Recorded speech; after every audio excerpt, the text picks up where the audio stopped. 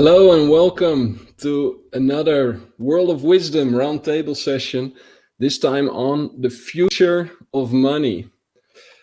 It is Saturday today and we found four heavy hitters, smart thinkers, thought leaders in this field of the future of money, and we are getting ready for 1.5 hours of masterminding. Putting our minds together, connecting that cloud that connects us all, tapping into this oracle, this mastermind that knows more than each of us individually. My role today is that of facilitator. So I tell myself I'll be providing fertile ground, asking a few questions, most of all putting you, our guests, Jenny, Graham, Franz Joseph, and Arie, in the spotlight so you can shine your brightest light, share your wisdom with the World of Wisdom audience, everybody who is here to co-create this better, this more beautiful world we all know in our hearts is possible. So welcome. Let's start with a personal check-in so that everybody who's tuning in, and of course everybody who's here inside the group, can learn a little bit about who you are. So in a moment, we're going to start with a 2-minute check-in where I'll ask you to speak about your energy level, what's going on for you today, where are you at, so you can let it go, be present with the group, share some background information, what brought you to this table, and finally, of course, what makes this session a big success for you? What is your focus for this session, and what are you looking for? Then we'll do a little warm-up round, share our insights on one very elementary question about money, and then each of you will get 10 minutes in the spotlight to ask the mastermind, ask the group your most important question on the future of money. Maybe related to something you're working on, something you're investigating. Whatever that is, this is your opportunity to ask a question to the mastermind, to the oracle. When there's time left, we have some questions from viewers as well. If that's clear and if you're ready to go, please give me a +1.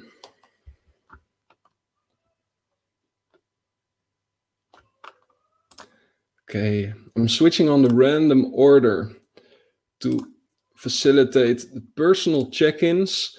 For a little reminder, you can watch the agenda on the right side of the screen. I'm asking you, what's your energy level like at the moment? What is your background and what makes this session a wild success? Arie, the floor is yours. You're still muted. So this is...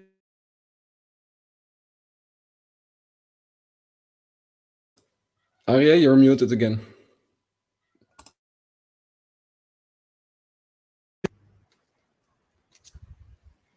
So this is where I am. Do you see the sea around just outside there? So I'm on the sea in the middle Mediterranean. Beautiful time, feeling great. And my background, I've been an artist, an educator, but I got into the business because I wanted to become a Trojan horse. I understood something is wrong. So I started large businesses out of nothing in America, in other places, and then moved it to Triple P, People, Planet, and Profit. And my conclusion was, and is still, we need a new operating system for a new world, because the way the money is created, distributed, is built to put everyone in debt and to control people. So I've been working on it. I've been a good friend of Bernard Lietaer that unfortunately died last year. We've worked a lot together. And I'm very happy now to see some real movement in different fields, and we'll discuss it later. Arie, what will make this session a wild success for you? Well, I would love to hear other people, other attempts and experiences. And if we can get to some understanding that would not be just theoretical, but could also be then practical and implementable, and will be resulted in a networking of some of our people, that will be fantastic. Beautiful. Thank you very much and welcome. Thank you. Jenny, your personal check-in, please. Hi, everyone. My name is Jenny Elissen. I am in very high spirits because Corona brought me also my love of the land. So this day is my working on the field land in my permaculture garden. So I'm always very satisfied at the end of a day like that. Well, I have a background in advertising. I've been an advertising director for many years for big agencies like TBWA, Ogilvy, and made the move early 2000 when I sold my company to being an impact investor, because I was totally unhappy with the way we developed consumerism in the world, and that I've done several types of investments since, and that also led me to being supervisory board member in a number of companies where I feel that the system problems are the biggest. And so it won't surprise you that I'm supervisory board member of Bunk, which is a new bank in the Netherlands, a new, let's say, fintech plus, as I call it. And also I am now in the supervisory board of Transavia, which is one of KLM's daughter airline organizations, where, of course, sustainability is huge issue. But I truly believe that by addressing the difficulties, we will be feeling enough pain to jump into a new future.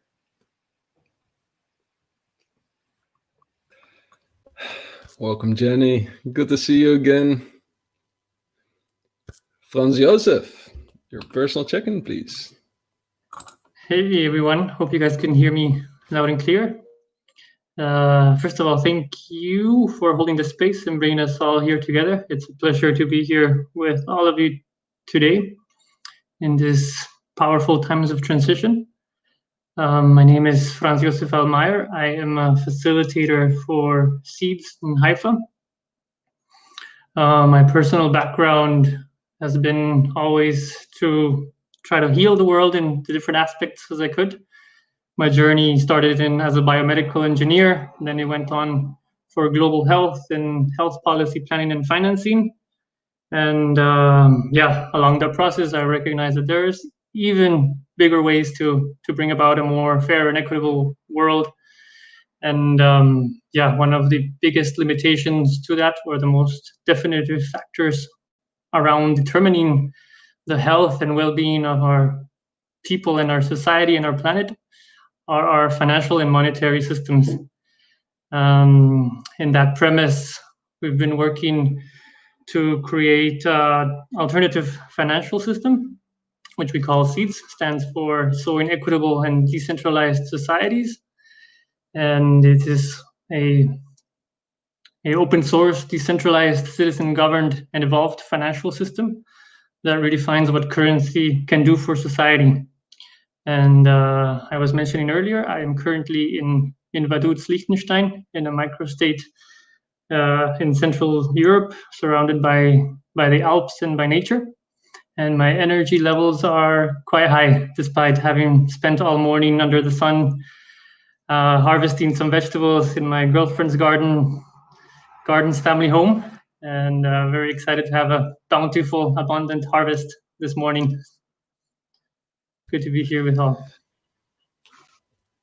Sounds heavenly. What makes this session a big success for you?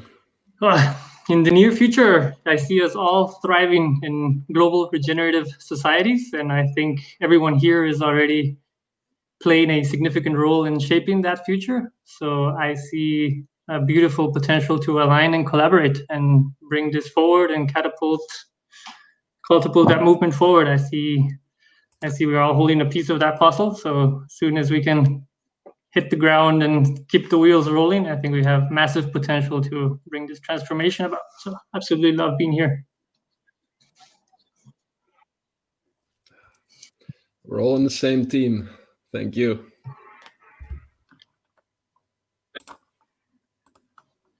Graham. Right, so Graham Boyd. I am coming in here, I would say I'm now in my third or maybe fourth career. First career was as a research physicist in particle physics. Then I spent a period of time as a manager with Procter & Gamble. That gave me an insight into big business. In the mid-2000s, I was based in Beijing, looking at the level of pollution in Beijing, living through the SARS coronavirus 1 in Beijing, looking at the oil price hitting $150 a barrel and saying to myself, okay, the climate emergency that I thought was going to get bad when I was long dead is starting now. So in 2008, I left P&G and said, I'm going to spend the rest of my life doing whatever I can to address the climate emergency. And even if we can't turn it around, at the very least, maybe we can create a softer landing. So this is now 12 years down the road, and I'm actually checking in today. The past few days, I've had a constant sense of anxiety in my chest, which is just, I don't know, like a leech sitting in my chest and hanging on there. There's nothing I've been able to do to get rid of it. And, you know, in a way, that's just part of at least my life experience at the moment. Every so often going through periods of physical anxiety, just as part of what we're doing. What I'm up to, and have been up to for the past 10 years, is figuring out how can we, as a particle physicist would do, if we don't like the system as a whole, let's go down to the individual particles and how they interact and rebuild them so that the whole property functions better. And that, for me, has centered on a couple of things. One of them is how we incorporate.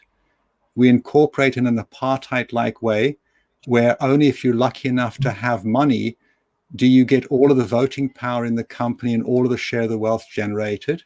So our Fair Shares Commons is a fully inclusive democratic way of incorporating, and it works in most countries around the world already, where all of the stakeholders have voting power for governance and a share of the wealth generated. That ties together with things like sociocracy, holacracy, developmental practices like the adaptive way. Most importantly for this, what that means is that every single capital is represented in the company in voting power. And that makes all companies inherently designed to be all capitals, all currencies. And I've met Bernard Lietaer about 13 years ago. Can I ask you, Graham, can I ask you to stop it here? We have 2 minutes each. There's more time to speak later. Thank you very much. Sometimes the role of the facilitator is to be a little bit interruptive as well. Thank you for understanding. I'll do my personal check-in as well. My energy level is good. I've been working already the entire day because my holiday is coming up, and it's a very special moment in the year. I have 1 week, coming week, with no obligations. And as you know, the period before your holiday is typically the most stressful period of the year.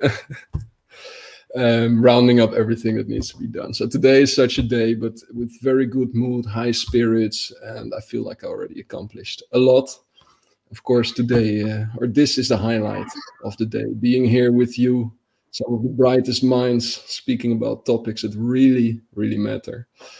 I have a background in corporate life. I worked for Accenture a couple of years in Prague, Czech Republic, ING Bank, and then I switched to Scale Up, Tinker. We grew from 20 to 95 people in 1.5 years. I was, as a COO, I formed the organization on the inside. So I'm an operations person. I'm also a people person, people manager. That's the lens through which I see the world.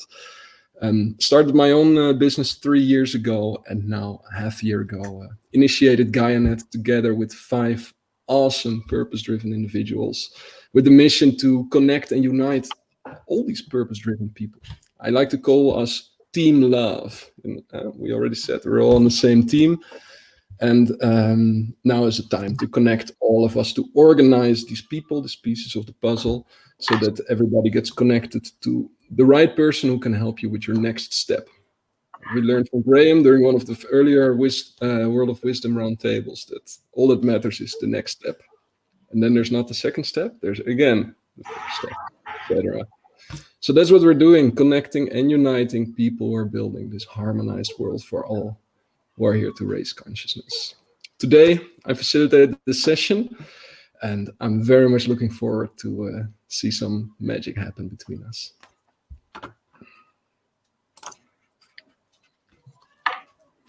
Okay, good to hear a little bit of each of you. In a moment, you're each going to get 10 minutes in the spotlight where you can share a bit more background on what you do, leading into your question to the mastermind. This is your opportunity to get a breakthrough on some question you've been pondering over, or a challenge where you're not sure what to do. Use the mastermind for maximum benefit, something that's relevant to you right now. Before we get to that point, let's do a little warm-up round so we can pave the way. I'll ask a simple question, something that's been on my mind. I am not a money expert. I did work for a bank, but I just did program management for self-service machines. I'm not a money expert, so there's a question I have about money that I would like to ask your view on. And by sharing your views, we can already see who brings which perspective to the table. I expect 4 different lenses on the same question.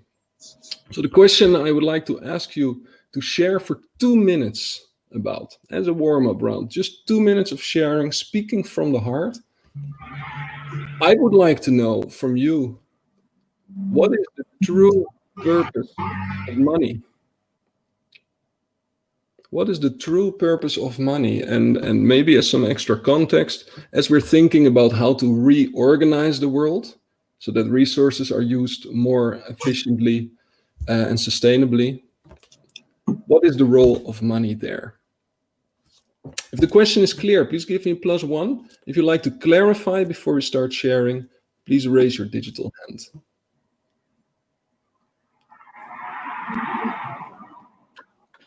Okay. So what is the true purpose of money? I'll switch on the random order and invite each of you to share, speak from the heart, 2 minutes, your vision on this question. Arje, you're up first. Floor is yours.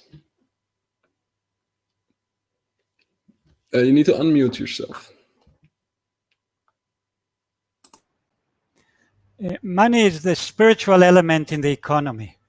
And if there wouldn't have been the spiritual innovation and inspiration of people, there wouldn't have been money. And the fact that most people, families, businesses are in debt is showing that we are in a great spiritual debt, actually. So for me, money is a form of empowering relationship between people and relationship between people and nature. So just like the bird doesn't pay mortgage when it wants to make the nest, people should have their basic needs. And I personally don't see UUBI, Universal Unconditional Basic Income, as enough. It's important that people will have their basic income, but the problem is the way that income is used. Because right now we're in a situation in which the large corporations, combined with the media, combined with the countries, are actually completely manipulating the system. So you don't have a free internet. You don't have internet that actually delivers truth and value. So we really need a new operating system. And that's what I see as our task. So for that, we developed the Kabubi, Community Asset-Based UBI approach, and some infrastructure of a company called Share It. And we are now looking how can we create a community currency that will be more demanded and powerful than the national currency. So it will really serve energy, but community energy, that it will serve food, but healthy food. It will serve the water and the education and the healthcare in a real sense of the word, and not just giving people money so they can spend more on the bad guys, if we call it in a simple term. So that's my dream and my question, how can we gather to make this happening? There are some good beginnings, and I think we are on the right track. Beautiful. Thank you for sharing, Arie. Money linked to spirituality.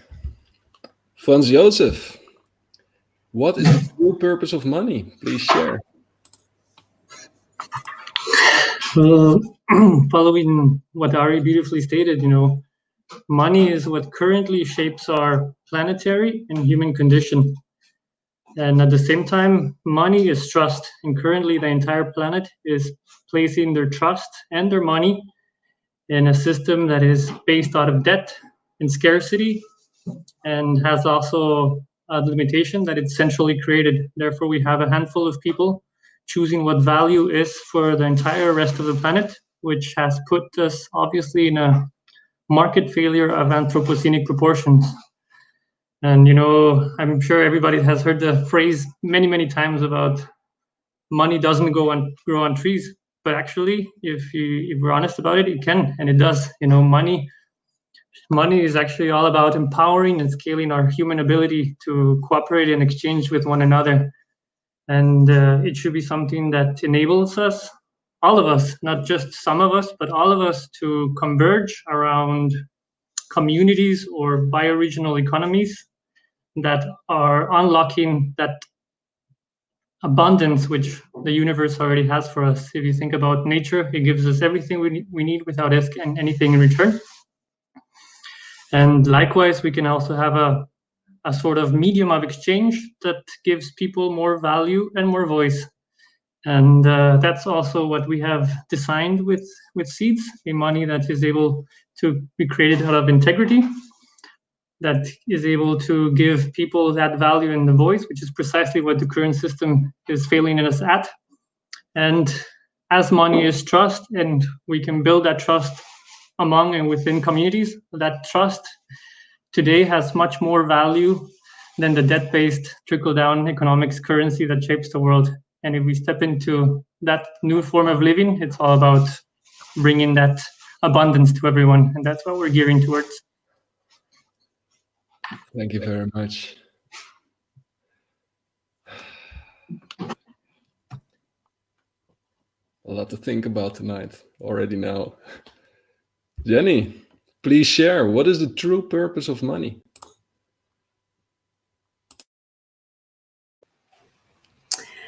Well, I think, Alexander, that we are here with very like-minded people, because my answer would be that money is a trust fund, but it is a trust fund that at this moment only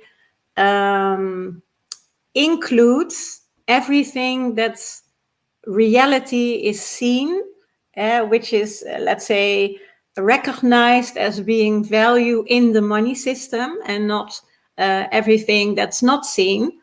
And that is totally excluding people, IDs, etc. So for me, the most important thing about money is that we forgot what the original intention from money was, is diversity, making sure that the unseen is also valued, because as we know, the seen is only 4% of our whole universe, so 96% is unseen, but it has a tremendous value. And that we create the abundance to make as many people inclusive in the process. And that is what money unfortunately doesn't do anymore, but could do. if we find a new format. So I like money. I really love the fact that money is putting value to things, only the system doesn't work anymore in the way it does now. So that would be my answer. Thank you, Jenny. We forgot what the original purpose of money was. Graham, floor is yours. Great. I hope that the sound of the heavy rain just outside my window is not too disturbing, but I'm loath to shut the window because this is a wonderful natural currency coming down. I'm going to touch on 3 levels in this. An economy I look at as a tool to do the job of getting something that is valuable from where it's abundant to where it's scarce and needed. Next layer down is what I call a currency, which is how the economy actually does that job of transporting something, transporting value from where it is to where it's needed. And so to me, a currency, we need a currency for every single type of capital, at least one currency. And it does the job of attributing value, storing value, and trading value so that the value can actually flow to where it's needed. And then money I define as one specific type of currency that is suitable for things like capital goods, building factories, and it primarily comes from banks. It's positive interest bank debt. A little priming comes from government, but something like 96% of the money supply comes from commercial banks, multiplying what the government issues as a priming. And that then comes back to the economy. To create a regenerative economy, it needs to be an economy of all capitals that multiplies all capitals, and it can only work if it has at least one currency for each capital. Check. Check. Exactly 2 minutes. Mic drop. Issues priming. And that's so we need, let me see, find the right words that you use. We need one currency per type of capital. Thank you. Thank you. Okay. This was the warm-up round. We heard each of you speak about money now.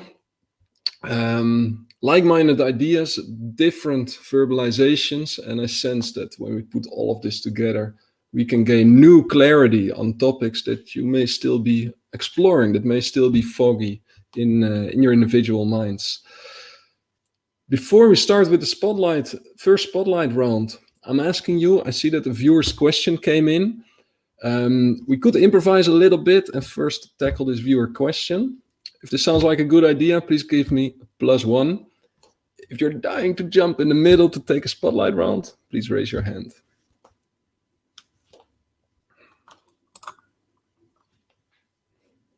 Okay.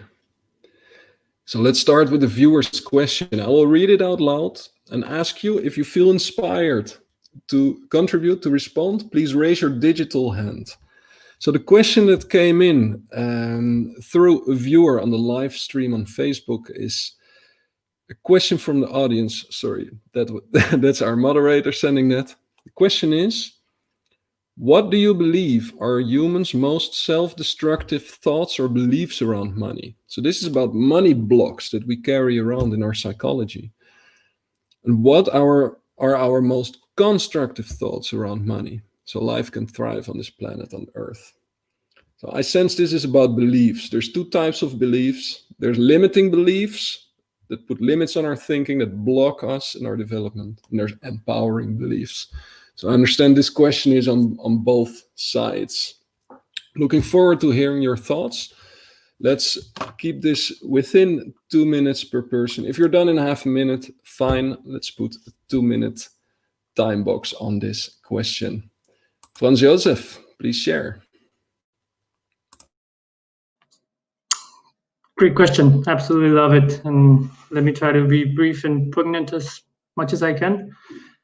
The dichotomy that I see as the biggest shaper of what money is about is this scarcity versus abundance. And scarcity is one of the most limiting aspects of it. And our current financial system has artificial scarcity built into it, meaning that every cent in every currency is based out of debt and is distributed through trickle-down economics, which means that a handful of people, again, are choosing what value is for the rest of us. But the reality of the universe, as many here already know, is that we live in an infinitely abundant world. And if you are in that mindset, therefore you have no limitations. So our entire society has been placed on an artificial scarcity mindset through our financial systems. And the way to do it, or the way that Seeds is resolving that, is simply through blockchain. The nature of blockchain allows us to track the circulatory flow of currency of an economy in real time. So what we're able to do through that is we can algorithmically balance the supply of currency with the demand of currency over time, which actually then removes the artificial scarcity built into our current financial systems and replaces it with transparent protocols that ensures that there is as much currency as humanity needs to exchange, which means no more inflation, no more deflation. Seeds are simply created to replace destroyed seeds and meet new demand, which means that we can have as much money as we need and no necessity for inequality, which is currently destroying our systems. Thank you, Franz Josef. You search for it in the system. There's artificial scarcity. If we remove that, then people's minds will also open up to constructive thoughts about money.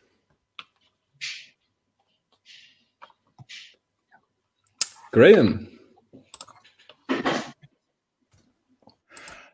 I'll pick up on a couple of things. First of all, you used the word, I'd say, limiting belief and enabling belief. And I'd like to expand that. Whether it's limiting or enabling is not in the belief itself. It's in the context. So, a certain belief might be enabling or limiting or enabling, depending on the context you're in.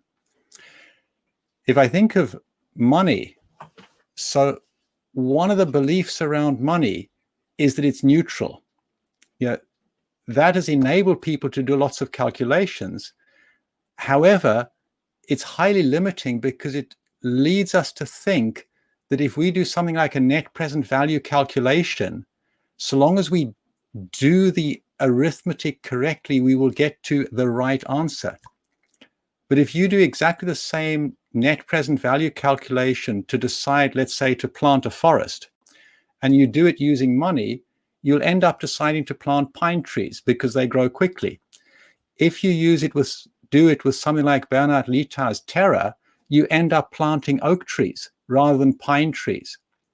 And so exactly the same economics, you get completely different answers whether you use positive interest bank debt money, something like the Swiss second currency that they've had for nearly 100 years now, the WIR, or the Terra, you get different answers.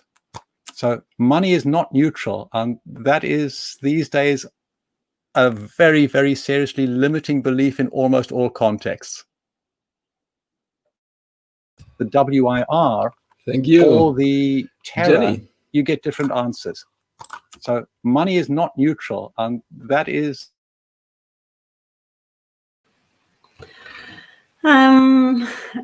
Thank you for that, pointing that out. Of course, context is extremely important in this type of questions.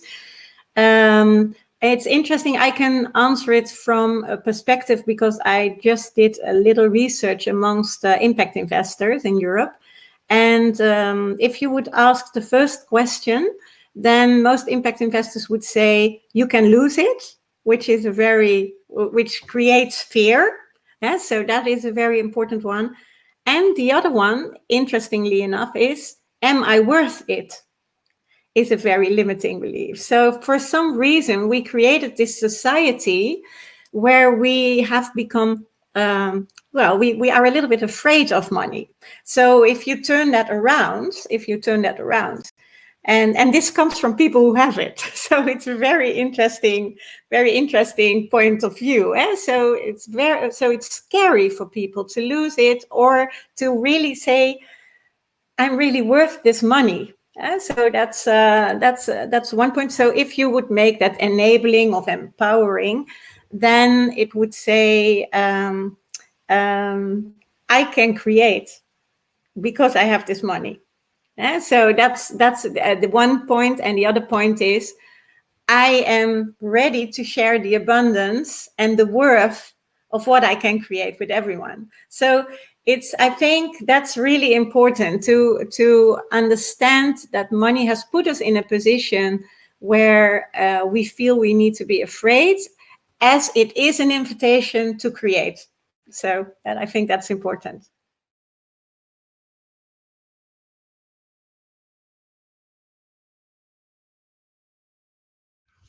Who would like to take the first spotlight round? Ask your question to the group. If that's you, please either raise your hand or can place yourself directly in the center.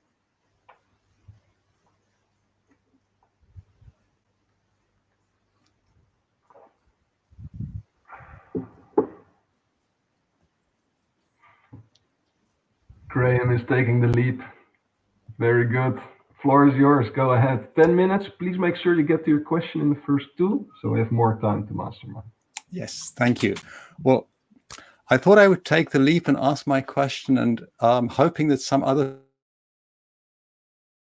people in this group can answer the question. So at the heart of my question is, what I'm up to doing is creating what I'm calling an economy of the free, in contrast to today's free economy. And the essence of the economy of the free is freedom in the sense of, being able to take accountability for what's happening. So the corporate structure I mentioned, the company is essentially free as you or I are. And that's necessary for companies to truly be able to show up as human beings, as meaning-making beings, and take accountability for what happens. What's necessary for that to work is that we have a currency system that works for all capitals, and where we have at least one, preferably 2 or 3 or 4 currencies for each capital. Now, we know how to do that for time currencies. We know how to do it for positive interest bank debt. What I would love to know how to do, and I would love it if we could end this meeting, and maybe seeds is the answer, or maybe it's not quite there yet. I'd love to be able to press a button and say, this is the currency platform we need for an economy of the free that is all capitals, all currencies. And so my central question is, can we build such a platform? That's my central question. If you have a clarification question for Graham, if there's something you'd like to clarify before responding, please raise your hand. And if you'd like to contribute, share your perspective on this question, please raise your hand. Franz Josef, go ahead. Amazing question, Graham, and you're absolutely right. The starting premise of what we are facing is that we really need to restore the integrity of the values and modalities of the multiple forms of capital, which are essential to our human existence. And you're absolutely right. Currently, our financial system has reduced capital to be myopically understood as only financial capital, but there are so many other financial forms of capital that are necessary to really give value in order to facilitate that exchange that makes our worldview for everybody else represent that reality. And the way that the seeds economy restores this multiple forms of capital is actually quite simple. It's all about who creates money, how is that money created, and how is that money distributed. So our premise is actually, if the people are behind the creation of money, they are giving automatically value to these multiple forms of capital. So what we're doing with the seeds economy is we're bringing these people and organizations who are already doing the work to make the planet more regenerative and who are already dedicated their whole lives to bringing this transition about, whether it is people who understand spiritual capital, whether it is people who understand natural capital, whether it's people who understand social capital. What we're bringing them is to the table and having direct ownership and giving them direct voice towards the evolution of this financial system. And they are the ones who are deciding how the money is created and where that money is being distributed. And by giving those people who understand what the value of these multiple forms of capital is, by giving them the seat on the table and value, you are actually restoring these multiple forms of capital, which, as you build trust across the planet and give value to all others that recognize this intrinsic human necessities, then you actually have set into motion a medium of accounting that is not just more stable, but it's also appreciating over time. And that, in a world where fiat is struggling to keep its value and governments are undermining their own trust in their currencies, becomes a transformative power. And our speculation is that precisely that humanity and the people who are carrying humanity forward will come together and make that invisible capital valuable again and visible again and give it its rightful place.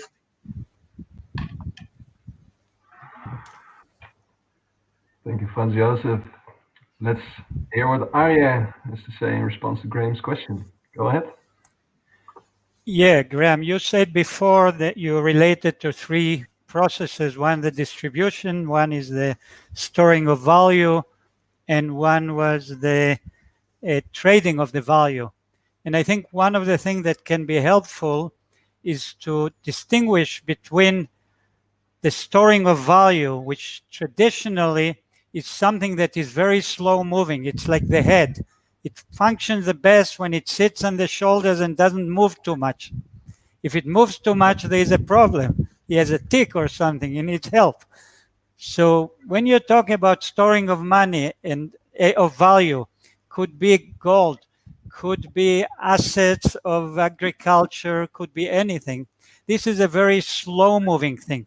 It's not something that needs to be traded very fast. Then when you look at values that is actually tradable, that is actually something you wanted to create velocity. You want it to move very fast. You want to create demurrage. So these are two completely different functions. And some of the problem that when you look at the blockchain and the cryptocurrency, the blockchain is a great technology and it will be there for a long time.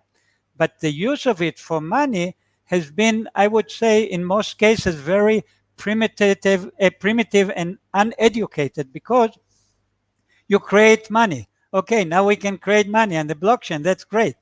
But it doesn't store any value. And actually, it doesn't help exchange any value because no one is interested in that and it's not being used. So we need to think about the system like what you described in a form that we are clear what is the store of value. This is like the head. Where is the trading? That's the hands. The hands are moving very fast. How do we create a dynamic of velocity that value will be moving?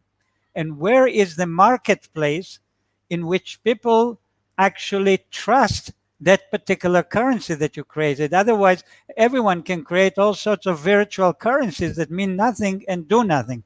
So when you get the three of these working, then I think you can take a very practical way of going into it. And that, I think, is a key thing. So it's not enough to create and distribute money. It's not enough to just have it as a store of value, but you want to create the velocity of real value that is exchanged between people of something that is meaningful for them. And I think that's the direction I would go with your question.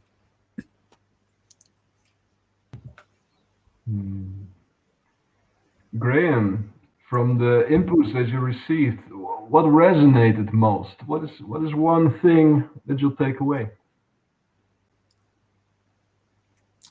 I think what resonated the most was, I've had my eye on seeds for a while, and what resonated the most was hearing from somebody who's directly involved that yes, seeds is definitely moving fast in the direction that I have believed it to be moving in from conversations I've had with the Telos Foundation and a few other people. So that resonated a lot with me. And I do tend to agree with what Ari is saying as well, just to pick up on that. Some things do need to be stored. But if I think of much of what has value, it only has value when it's moving. And if I look at nature, nature is itself a superb economy, and its primary currency is energy. And energy is primarily valuable when it's in motion. That's how nature does its job.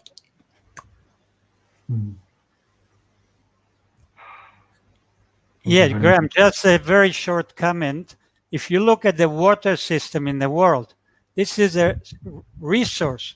But then to get vegetables, the water needs to move very fast to every tomato plant and so on. So these are like two different qualities that need to be, because basically the money system is an ecosystem, whether it's our blood system circulation or whether it's the water circulation in nature, that can help. Well, I'll just point out that if water is moving too fast, it's not very good for growing plants, especially if it's moving really fast in its solid form called hail. Yes. Thank you, Graham. And thank you for being courageous and taking the first spotlight, paving the way for the others, making it a little bit easier now that you know what's going to be coming. So Franz Josef, Arje, Jenny, do you feel inspired? There we go, Jenny, ready for the second spotlight? Then Franz Josef will follow up with you and Arje. Number 4. Jenny, you know how it works. Go ahead, the floor is all yours. Yeah. My question is a little bit is centered around: are we able to look at the money system? No, let me start differently. One of the biggest fears that I have is that we are looking at the money system as it was, and we are creating a less bad system. So in the past few years, I've seen many solutions that might create a new dynamic around money and especially, of course, all the types of energy money, as I call them, or social money. Or is it what for me is a very important question is, are we able to still look at it as this one distribution system, or does it need to be incorporated with the, let's say, funds that we want to put trust in? And is it then that we still can use this one system, or do we actually need a multiverse of systems that are not, let's say, a horizontal type of solution, but are verticals that really make that tailor-made? And I must say, one of the nice examples that I know a little bit more about is, by example, One Small Town from Michael Tellinger, that has created a total new economy that has these very different types of trust funds that also look at, let's say, distribution rights or distribution exchange in a very different way. So my question is it good to talk about the future of money Or should we talk about something completely different? Should we allow ourselves to maybe find a totally new system? So that's my question. Thank you, Jenny. Question to the others. If you like to clarify, not sure. If you're not sure what Jenny's question means, please raise your hand.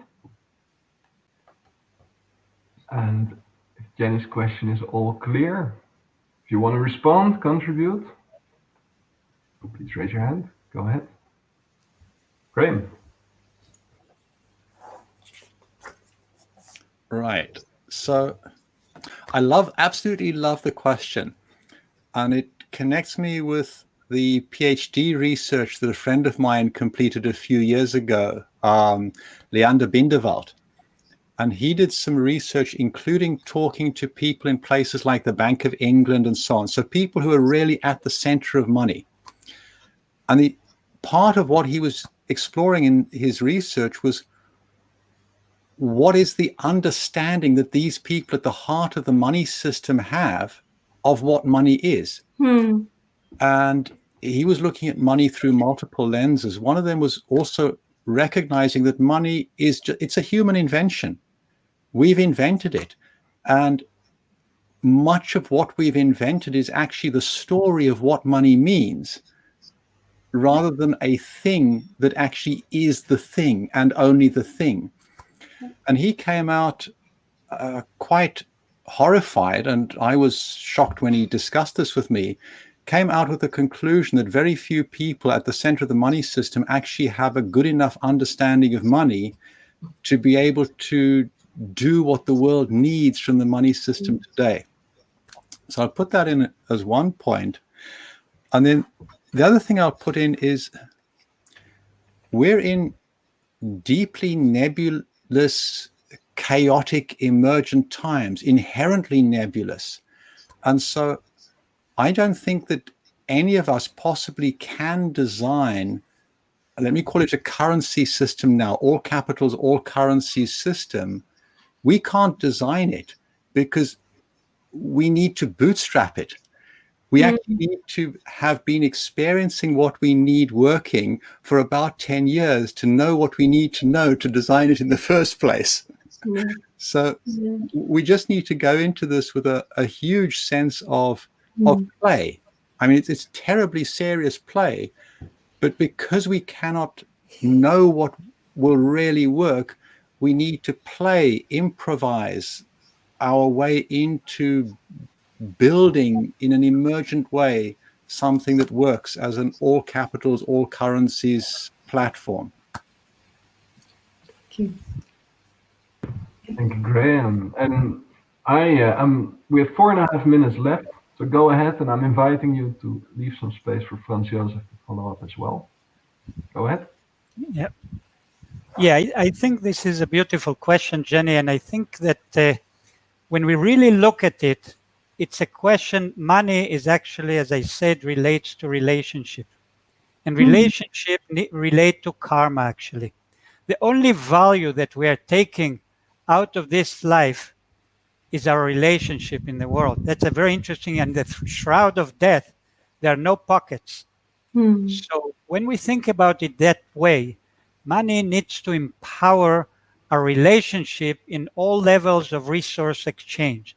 And when you think about it this way, we don't need to have one genius that is sitting in his room and designing a perfect system, but we need to have it in a decentralized way that enough individuals recognize what it means to create value relationship in all levels, and gradually those who come in, who mean something to people and have value, will thrive, and the ecosystem will build itself out of this intuitive entrepreneurial nature of people.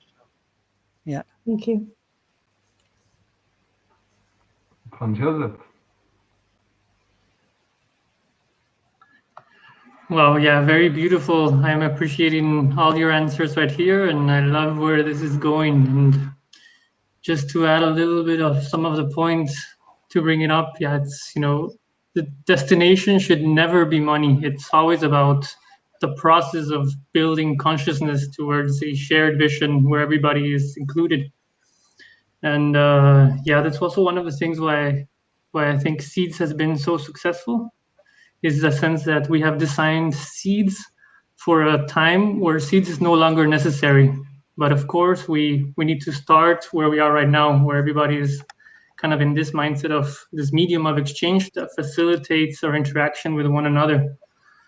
And ideally, you know, just as in nature, I think diversity will always lead to resilience. So I also foresee that there's going to be a lot of different currencies giving possibilities for exchange, where some are going to be more successful than others, and it's going to continue that evolution in the process towards building that consciousness. But one of the most beautiful or ideal forms of money that I could already envision is simply gratitude. In a way where, once that consciousness is built in terms of what value really is, and that everything is really sacred in this planet, including absolutely humanity and everything that revolves around us. That means that once we're able to build that consciousness to that level, gratitude simply becomes, and is already perhaps, the most valuable form of currency. It's just that it's completely not valued in today's world. But if we're able to reach to the point where that is, that's where we have a more beautiful world. Gratitude as a currency. Jenny, what resonated most from what you heard? Well, I think if you combine the visions of you three, then we have done it.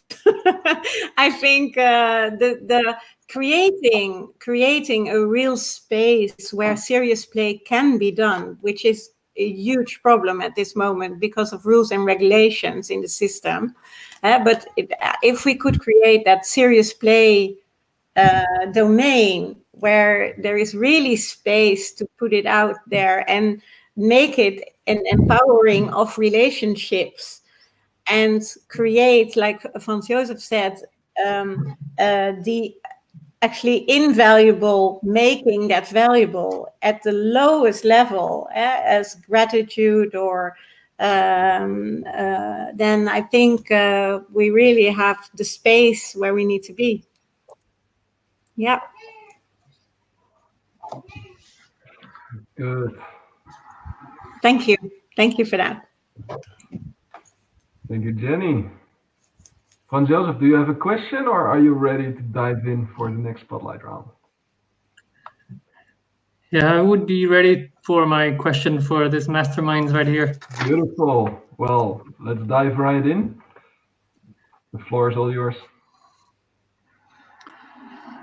Yeah, thank you guys for sharing this wisdom with us. And what I would like to invite each of us to think deeply and discuss and brainstorm are precisely the actions that we need to take as a collective to transform mindsets, to transform behaviors, to transform cultures, to transform systems.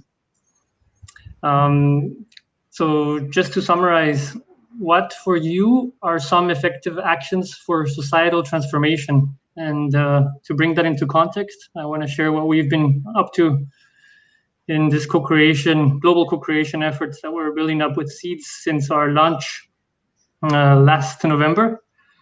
We've been aggregating, or what I like to say, integrating regenerative efforts, where we are starting with recognizing and rewarding all of the people and organizations out there who are co-creating in this new vision of a more regenerative planet.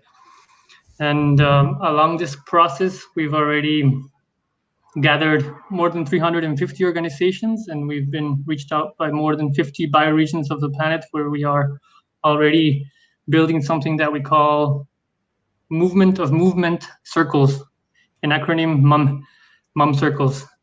And these circles, we foresee the need at a local, at a national, a bioregional, and global level. And what we're doing there is providing circle structures for people and organizations to come together and unite all of these movements that are already out there that have more in common than they have originally taught to believe, whether it is the women's movement, whether it is the social justice movement, the democracy movement, human rights movement, et cetera, et cetera.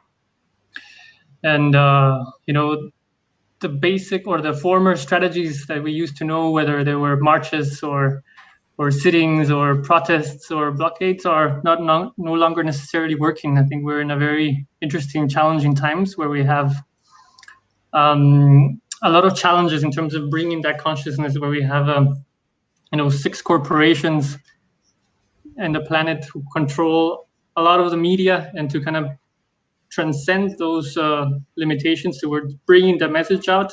That's where we see a lot of that challenges. So just to bring back the question to you guys is, how can we start penetrating that and transcending those limitations and starting to bring this message of what we all know here to the masses, to really as far and broad as possible.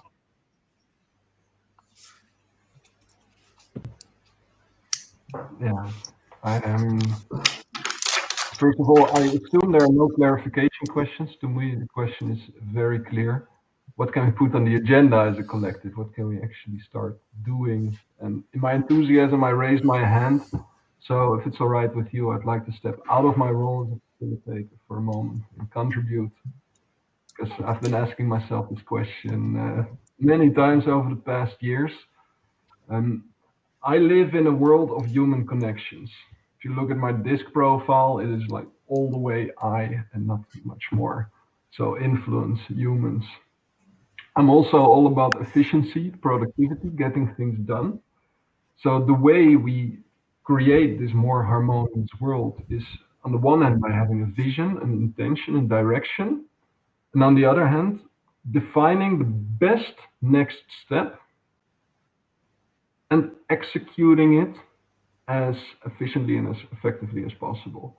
So what can we do to facilitate the resources for that next step? That's the question I've been asking myself. And the outcome, the actual manifestation that's taking place right now is GaiaNet. GaiaNet having as a purpose to collect and unite everybody who, just like us, believes we are all one, and that it is Team Human's job here to redesign society so that in 10 generations, 20 generations, 100 generations, Mother Earth is still a beautiful planet. So the ability to connect to the right person at the right time for the thing that's on top of your to-do list right now today, I believe is a massive success factor.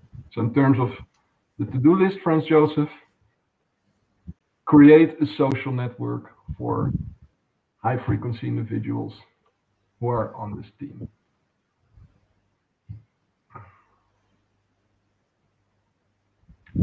Jenny?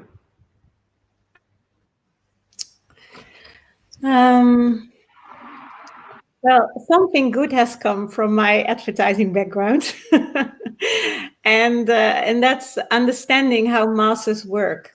And so in order to motivate, intrinsic motivation, because there's, of course, also very swallow levels of motivation, but intrinsic motivation really needs, let's say, something you can join. And what I mean by that is, by example, if I give you another example, if you look, by example, to the ocean cleanup, there were many, many other people before the ocean cleanup that did exactly the same, that tried to create, let's say, very good solutions for an ocean free of plastic. But they were working with what I call turning points, not with tipping points. So a turning point is a point where you have this next technical resolve, or you have, but a tipping point is that you really think that if you are going to change this, you are in the right team, if you understand what I mean. So you need something that you really can join. I think that's what is troubling us now a bit, is that the old business models are crumbling. So people know that the old money system is crumbling and breaking down, but they don't see the new solution. So that's and they are a little bit afraid, as I said before, of losing the money, or so that is keeping them from action or to really join. Of course, there's always people that are front forward and that are going, but you can help the future by making something really that you already can see what the tipping point will create, this new world that is created when we have done this. And I think that's an important thing, because many of the by example, also the energy systems around money, at Bunk, we also looked at them, and we said, how can we facilitate this movement? Because we really want to, although it's very difficult with all the ACBs and looking over our heads. But so if we want our public or our customers there to join, we have to create this vision of what this bank of the free will look like when it has happened, because otherwise people feel it's difficult. So I would suggest that, by example, if you talk about seeds, that it's not about only the practices of seeds, but also how does that world look that I step into after that it has happened. So that is what my suggestion to you would be. Visualizing. Graham, we have 1 minute in this spotlight. Please share. So let me keep an eye on the clock and stick to a minute. Stories are what we use to give meaning to everything. And so much of what is holding us back from making progress is because we're looking at things as things. And that the thing has the meaning, that money has the meaning of money, or a company has the meaning of a company, when actually it's us and the meaning-making stories we use that give meaning to money, to the company. So I'd say one of the most powerful enablers we can have is to find the stories. We may not even be aware of the story we're using to give meaning. Find those stories and then ask ourselves, is this story really true, absolutely true, always, everywhere, for everyone? Check. Yep. Thank you, Graham.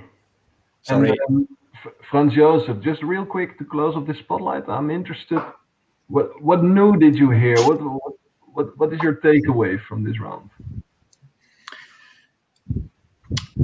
It's fantastic. Maybe let's start with what you said, Alex. What resonated is, this high frequency networks, starting there. And that's precisely kind of what we're doing right now, starting with the conscious communities, integrating them. And then that also fits very well with what Jenny was saying. It's about leading by example. I think one of the best ways that we're bringing this is actually when enough people start leading by example and already are stepping out of this scarcity mindset and already starting to thrive by their new financial systems that are very interesting for the public to see. Then the people start asking themselves, hey, I also want to be of those high vibration individuals. And that's kind of how we're attracting the rest of the world who might not be ready for that message. Because my question comes from the message where, we're, as we were mentioning earlier, that fear is a very deep shadow in our collective that we have a hard time internalizing it and seeing it.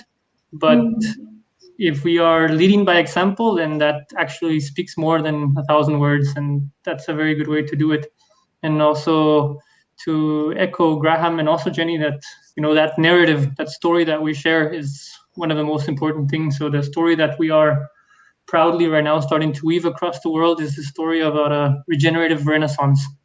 And that's something that really resonates in many people's hearts, and that's what we're singing at the top of our lungs. So hopefully that will continue to resonate. Thank you for your reflection. And one quick one as well, Alexander. I would absolutely love to co-create and integrate efforts with Gaia.net. So count on us to empower and amplify each other's missions. Yeah, I'm looking forward to connect one-on-one, and it's probably going to be an extensive conversation. Brilliant. Looking forward to it. Okay. Now, before we move to the fourth spotlight round with Arya in the center, I'm inviting you to take a deep breath and return back to your center. There's a lot of information in flying around, a lot of thoughts, a lot of ideas. So let's take this moment to center back into ourselves, get back into presence, so we can give Arya our full undivided attention for the final fourth spotlight round. If you're ready, if your mind is ready to be here with Arya, please give me +1.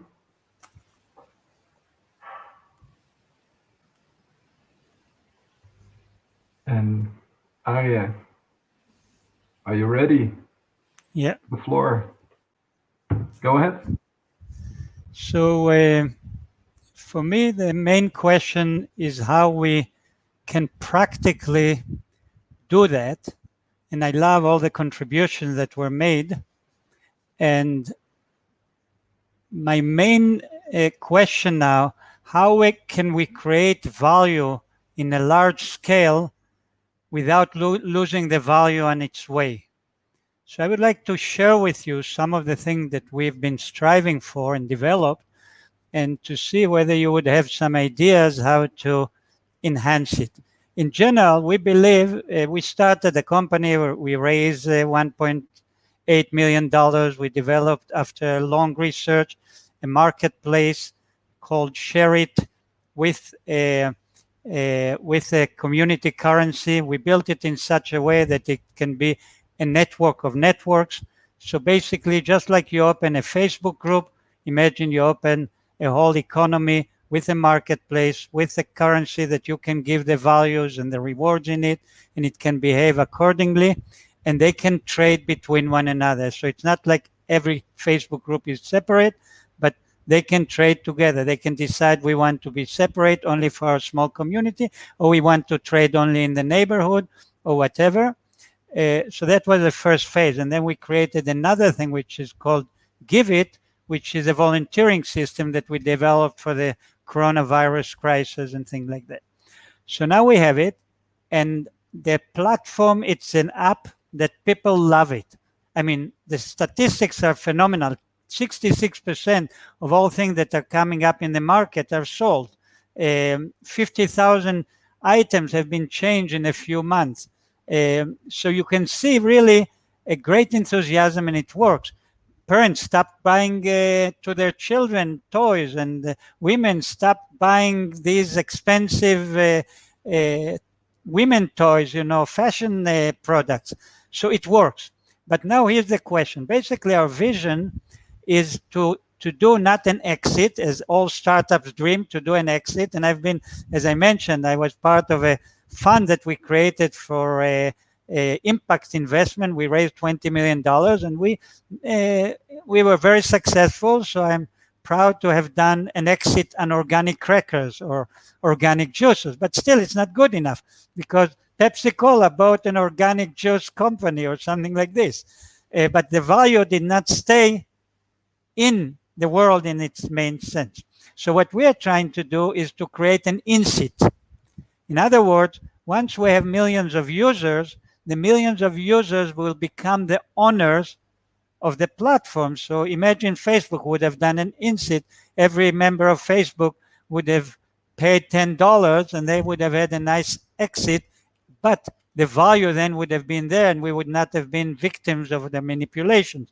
So we did the first step, And I believe it has to be done in a very professional manner, even if you have this vision to move forward. And we got some very good people that identify with our values as investors. And now we're going to raise a large amount of money. We need to still have very good investors. We will engage some of the public, but we want to keep it going and accelerate it and scale it to the size that it needs to go. So this is a step where we are. And I would love to have Jenny, who has a lot of experience in this field, and others maybe helping to see how we may do that. Can you summarize your question in one sentence? Yes, we have a platform, we have an application, people use it, they love it. Now we need to move into a different scale, raise larger amounts of money and still keep the value of the impact in the company and prepare for the future of an INSEAD. We also developed a system that we call a weapon of mass construction, that we can build these communities of value for disadvantaged communities and places like that. But how do we move now from having proved it works and people love it to something that the whole world everywhere will gradually be using it? Got it. To me, the question seems very clear. If you'd like to clarify, please raise your hand. Or if you'd like to respond, raise your digital hand. Graham.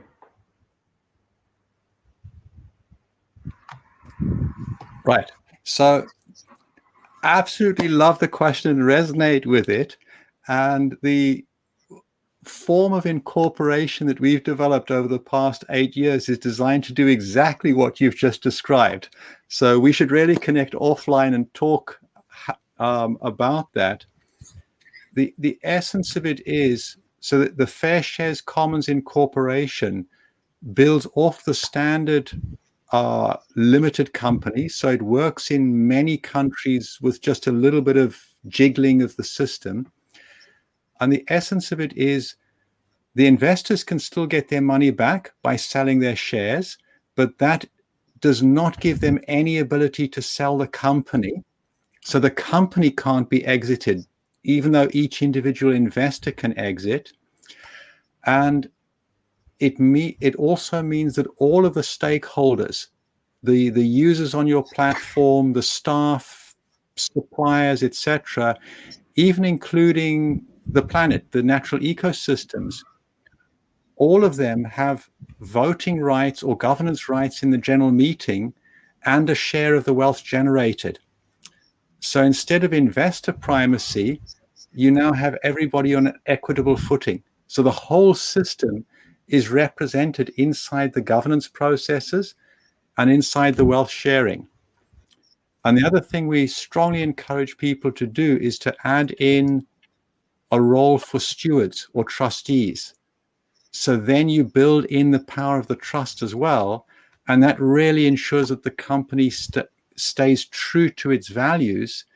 And one of the things that the trustees are required to do is block any change to the constitution proposed by any of the other stakeholders that might make the company sellable. Very interesting. There's Purpose from Switzerland and Germany that is working on these kind of things. Yeah, we have done some of these things, but I will be very happy to explore it with you, Graham. Let's dive into it. This goes further than the Purpose Foundation's work. It includes everything that they do and goes beyond. Will be very interesting. Beautiful. Jenny, and we have about 2.5 minutes, so I'm asking you to leave a bit of space for Franz Joseph as well. Make sure you unmute yourself.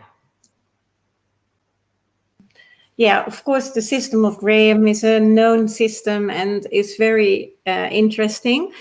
I do believe that when you want to make it practical, there's 2 very important points. One is that you have to realize that we are not going to change the way different type of investors want to or can play a role in the bigger scheme. So one of the things, and we started the conversation with that, is that every release has their own ecosystem of people that can contribute. But you also need to give them a exit before you give other ones an insit. So it's important. And one of the things that works in my experience very well is to make public-private combinations. So you always can find someone who is in need of a public problem. And if you can combine that with your private bridging capital to get to the next level. So there are many wonderful examples at this stage in the Netherlands of social impact bonds that help the public domain to accelerate in their effectiveness. And because of that, you can actually create a very interesting environment for impact and informal investors to help you to bridge these different next releases. Something to talk more about later. Yes, indeed. That's very helpful. And I will make an appointment also with you, Jenny. We have a CEO from the Netherlands for Sherit. Right. The main operation is in Israel. Okay. So I would love to learn more about that. But yes, it's very inspiring. Thank you. I love to see these one-on-one connections being established. Franz Josef, we're at the 10 minutes, but go ahead, take a minute. Great, thank you. And yeah, I absolutely love what you're saying, Ari, about this insit versus exit.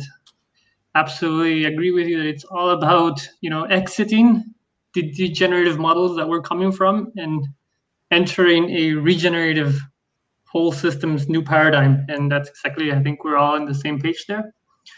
How we are resolving that with the Seeds cooperative economy is also this integration of roles. It's about stepping into this whole systems transformation where users are not simply users and value is extracted from them, but they are direct shareholders and they have a direct voice into the evolution of the technologies or the systems that they are using.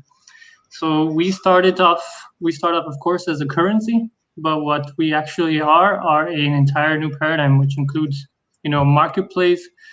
We have our main tool right now is the global Seeds passport. So it's actually a citizenship. It's even a nationality. So we have each person who is actually using Seeds are a direct shareholder and user of this platforms, and they are both a consumer but also a producer. So they are a prosumer, but they're also a citizen. We have a constitution, and as people are able to step up into this process of becoming a citizen, they also have a direct voice to evolve it. And the value of the currency, being a cooperative economy, is distributed directly into the accounts of the people and organizations who are using this as an economy.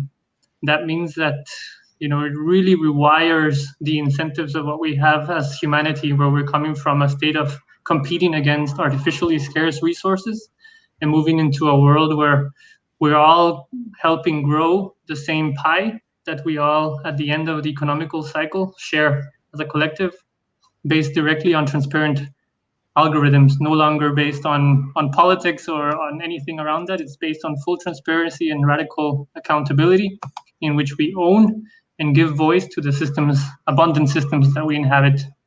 So I would also love to talk to you and see how we can exchange to help amplify our missions in that case. Yeah. Looks like you're going to be busy. Quick reflection.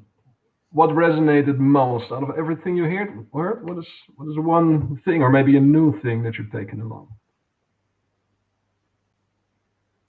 Yeah, I think each one brought a very beautiful perspective, and it's clear to me that collaboration can bring a lot of value in bringing the dots together, because we see now a landscape full of beautiful understandings and developments, but putting them in the right context and making them actually happening. So when seeds come to power, you can really take seeds and do with them something, plant trees or whatever.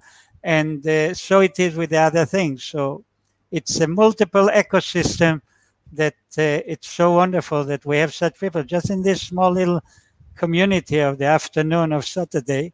So I really appreciate all of you and the people, who took the initiative to create this. Thank you. Yeah, that is World of Wisdom. World of Wisdom decided to bring together thought leaders and have these conversations. Already now we see what's happening, and I feel this is only the beginning of a movement that is gaining power and will keep gaining power simply because it is firmly rooted in truth. Truth always surfaces eventually, especially in a transparent world like today. Yeah, thank you. This closes the fourth and final spotlight. Of course, I would love to hear each of you one last time in a personal checkout round. So this is your moment, 1 minute for a final message to the rest of the group, to people watching live, to people watching the recording. One question you may want to think about is a question I like to always ask at the end of any conversation to extract some extra value is, which opportunities do you see? So that we can also look forward, think about next steps. Maybe you want to share something completely different. This is your time, your minute with a final message. Before I switch on the random order, I want to check in with Franz Josef. Franz Josef, do you have a question? No question, just ready for the checkouts. Beautiful. Let's see. And there you go. The universe has heard your question you're asking. Floor is yours. 1 minute. Final message. Go ahead. Fantastic. In an abundant world, the opportunities are infinite and unlimited. And what I'm taking home from this exchange is that everyone with our intrinsic human value and our intrinsic piece of the great puzzle that it's taking place. So I'm very grateful to have gotten to know each other and want to continue on these conversations offline and see how we can amplify each other's mission. And one of the opportunities that we are offering as a Seeds financial ecosystem is we're providing a value exchange to all of the organizations out there who hold a piece of the puzzle. So we're, for your creation or for your co-creation already bringing this far, we actually have a value exchange in Seeds that serve to align financial interests. That means that that's something that I extend to all of the participants in this World of Wisdom Circle, that we have grants and we have campaigns for all of us to weave together and co-create along this line. Also for the viewers, we have, if you guys have organizations, we're offering also value exchanges for all of these organizations, which is the way how we're restoring the different forms of capital that we were discussing.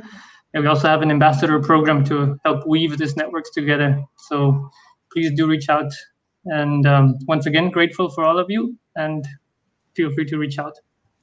Joinseeds.com if you want to find Franz Josef. Joinseeds.com. Let's hear Jennifer. Oh, Jenny, sorry, your personal checkout, please. My mother also called me always Jennifer. So, very grateful for meeting you all on this hot Saturday afternoon. My takeaway is that actually everything is already there, but that we have to find a way to connect our, let's say, senses, knowledge together. And I'm sure that is building that coalition is the biggest challenge that we now have to face, and it's not because it's not possible. So I hope that we will continue this conversation. Graham.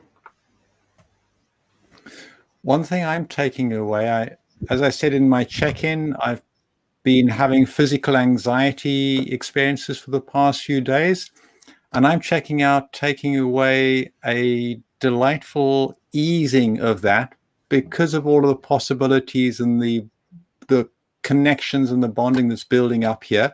So I'm very, very grateful for that. And I leave one thought that's been running through my head like a squirrel, is that it's all about squirrels. I look at a squirrel and they look cute and cuddly and lovely. And at the same time, they do a superb job of storing nuts for, storing value. Only most of the nuts they store, they can't find back again, and they grow up into oak trees or get eaten by other things. So let's do that with our money as well and our value.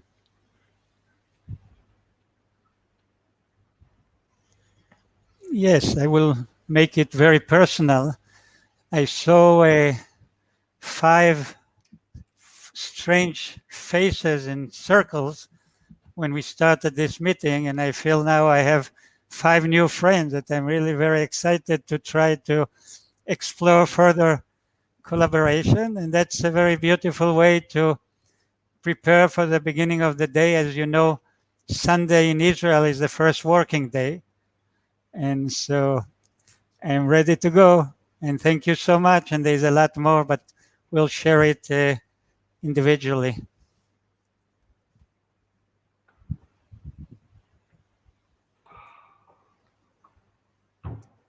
How beautiful.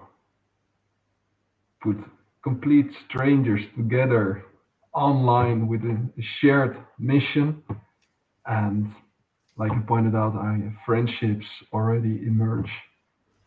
Who says you can't establish a heart-to-heart connection when you're 1,000 kilometers apart? I feel we are connected. Throughout the entire session, it's been building up, and now there's all these one-on-one connections taking place. The opportunity I see is obviously around connecting everybody who's on this mission, and that's what we're doing with GaiaNet.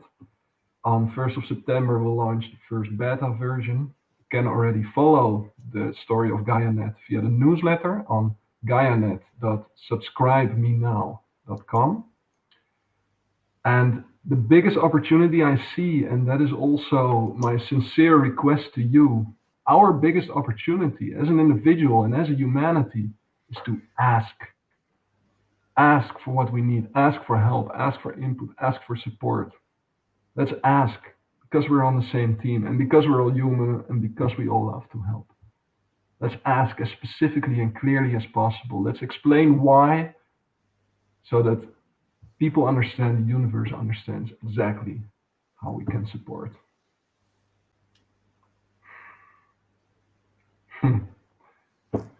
Small closing word. Yeah. Before we move on, I want to give a big shout out, a big thank you to World of Wisdom. Niels van Heijnen, I had the pleasure of speaking with him a couple of times. Of course, also together with his team, together with his partners. I met Amit once. Thank you for this beautiful initiative, for bringing people together from all over the world, thought leaders, working to create this more beautiful world we all know in our hearts is possible. To stay connected with World of Wisdom, check out worldofwisdom.io. There's many more events coming up. There's tons of high frequency, big thinkers in there, system thinkers, some of the brightest minds in the world. worldofwisdom.io. Let's all stay connected. We are here, coming to an end. Thank you, Graham, Franz Joseph, Arje, Jenny, for being out here on this Saturday, for connecting and sharing. I had a wonderful time. It is now time for us to stop the broadcast. But if you like to hang around in circles and chat a little bit more, I'll be sticking around for a few more minutes. If you need to move on, I wish you a wonderful day. Let's all go out, spread the love, light those lights, and keep on moving. Thank you very much. Thank you.